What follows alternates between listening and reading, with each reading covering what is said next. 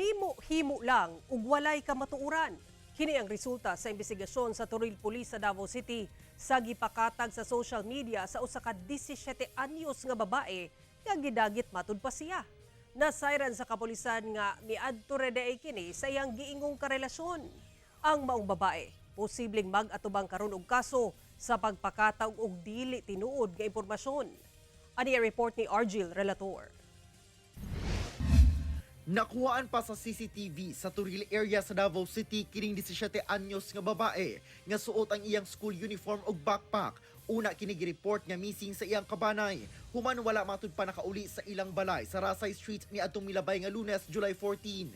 Nikatag sa social media nga gidagit kini. Human nag-send siya og voice messages sa iyang mga higala nga nagpakitabang kay gidagit matud pa siya. In the succeeding days, she randomly sent messages to her family and school's group chat for her rescue. In the evening of Wednesday, July 16, 2025, she was found along the road in Banas in Barangay Bato, Toril, Davao City. Dihang nakita na siya o gikahinabi sa Toril Police, nabantayan na nga dunay inconsistency sa mga pahayag ni ini. Ang duda sa kapulisan nga hinimo-himo lang ang giingong pagdagit kaniya, napamatud-an gayud sa dihang na-recover ang uniform ug bag ni ini sa balay sa iyang giingong karelasyon. The story was fabricated. It was also found out that she was with her boyfriend in Maa when she was believed to be missing. Gipamatud-an sab kini sa inahan sa giingong karelasyon sa babae.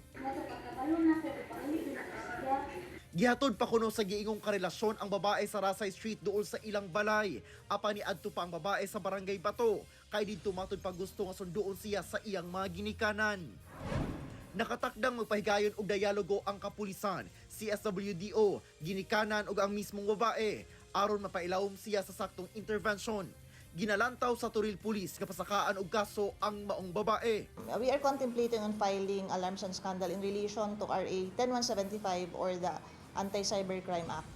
Ginakuhaan pa og pahayag ang mga ginikanan sa maong babae. Pahimangno sab sa kapulisan nga dili magpataka og post sa social media, labi na og dili verified nga impormasyon, sanglit makamugna kini og kasamok ug kabalakas sa katawhan. Kauban si Melchor Awing sa kamera. Ako si Argil Relator. 1 Mindanao.